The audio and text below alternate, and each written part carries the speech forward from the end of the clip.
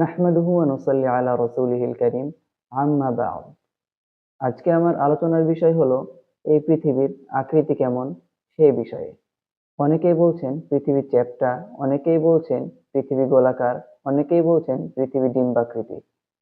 আসুন আমরা জেনে নিই পৃথিবীটা কেমন। অনেক অনেক দিন পূর্বে মানুষ তার নিজ বাসস্থান থেকে বেশি দূর ভ্রমণ করত না। কারণ তারা মনে করত পৃথিবীটা চ্যাপ্টা আকৃতির। হয়তো হাঁটতে হাঁটতে বা ভ্রমণ করতে করতে বেশি দূর গেলে তারা কোনো কিনারে গিয়ে পড়ে যাবে, তখন তারা মারা যাবে।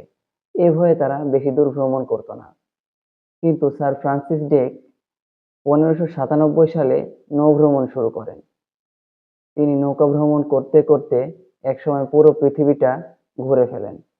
তারপর থেকে প্রমাণিত হয় যে এই পৃথিবীটা গোলাকার।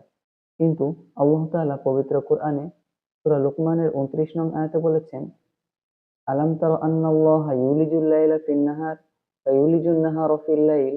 অর্থাৎ তুমি কি দেখো না যে আল্লাহ তাআলা রাতকে দিনে প্রবিষ্ট করেন এবং দিনকে রাতে প্রবিষ্ট করেন। অর্থাৎ এই কথার দ্বারা আমরা বুঝতে পারি যে রাত আস্তে আস্তে দিনে প্রবিষ্ট হয় এবং দিন আস্তে আস্তে রাতে প্রবিষ্ট হয়। অর্থাৎ চক্রাকারে এই বিষয়টা হতে থাকে। পৃথিবী যদি গোলাকার না হতো তাহলে এমনটা ঘটতো না।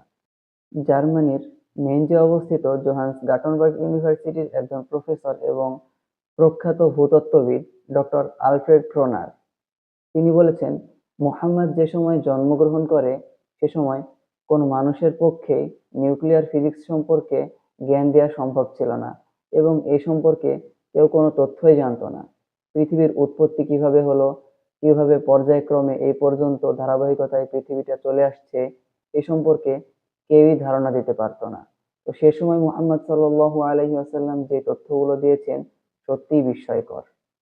আসলে আল্লাহ সুবহানাহু ওয়া তাআলা তো সে 1400 বছর আগে সূরা জুমারের 5 নম্বর আয়াতে বলে দিয়েছেন, খালাকাস সামাওয়াতি ওয়াল আরদা বিল হক ইউকাউবিরুল লাইলা আলান নাহার ওয়া ইউকাউবিরুন নাহারা আলাল লাইল। অর্থাৎ খালাকাস সামাওয়াতি ওয়াল আরদা বিল হক, আল্লাহ তাআলা পৃথিবীকে যথাযথভাবে সৃষ্টি করেছেন, ঠিক যেমনটি ভাবে সৃষ্টি করা দরকার। ইউকাউবিরুল লাইলা আলান নাহার, এবং রাতকে দিনে আচ্ছাদিত করেন। ইউকাউবিরুন নাহারা আলাল লাইল, এবং দিনকে রাতে আচ্ছাদিত করেন। তো আল্লাহ তাআলা এখানে যে শব্দটি ব্যবহার করেছেন ইউকাউবির, কাউবির শব্দ আচ্ছাদিত করা বা মোড়ানো। যেমনটি ধরুন মাথায় যখন পাগড়ি বাঁধা হয় সেটাও ব্যবহার করা যেতে পারে ইউকাউবির শব্দ দিয়ে। তো আল্লাহ তাআলা রাত্রিকে দিন দিয়ে আচ্ছাদিত করেন এবং দিনকে রাত্রি দিয়ে আচ্ছাদিত করেন। আল্লাহ তাআলা এটি আমাদের বোঝাচ্ছেন। এখন আমরা বুঝলাম যে এই পৃথিবীটা গোলাকার সেই কারণেই রাত দিন হচ্ছে আবার দিন রাত হচ্ছে।